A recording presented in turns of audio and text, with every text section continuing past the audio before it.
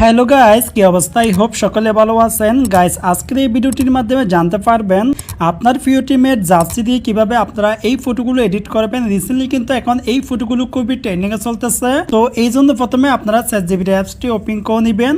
ওকে, অ্যাপসটি ওপেন হয়ে গেলে এখান থেকে নিচে প্লাস আইকন দেখতেছেন, এই যে অপশনে ক্লিক করবেন। তো এই অপশনে ক্লিক করার পর এখান থেকে ফটোস অপশনে ক্লিক করবেন।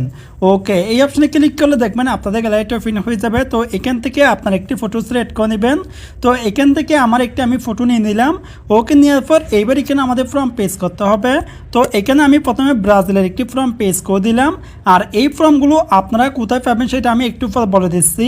তো ফর্মটি পেজ করার পর এইবার নিচে সাইন অপশন পেয়ে যাবেন, এই যে অপশনে ক্লিক করবেন। তো এই অপশনে ক্লিক করে দেখবেন এই ফটো আর ফর্মটি সাইন হয়ে যাবে। এখানে একটু পর ব্রাজিল দিয়ে আমাদের একটি ফটো জেনারেট করে দিবে। তো দেখতেছেন নিচে প্রসেস চলতেছে। এখানে আপনাদের 20 সেকেন্ড বা 30 সেকেন্ড সময় লাগতে পারে। ওকে গাইজ, দেখতেই পাচ্ছেন ব্রাজিল দিয়ে কিন্তু আমাদের কত সুন্দর একটি ফটো জেনারেট করে দিয়েছে।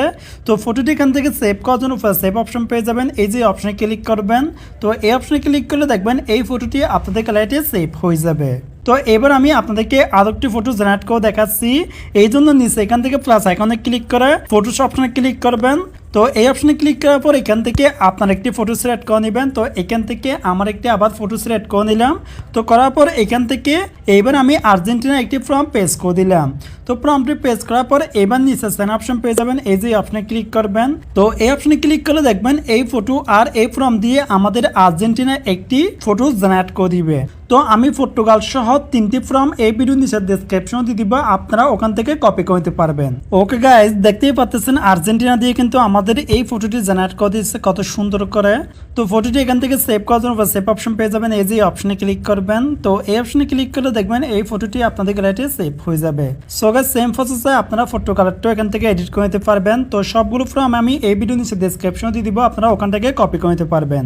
তো এই ছিল আজকের ভিডিও। যদি ভিডিওটি ভালো ভিডিও লাইক করে দিবেন, আর নতুন ভিডিওতে আমার চ্যানেল সাবস্ক্রাইব করে অবশ্যই আমাদের পাশে থাকবেন।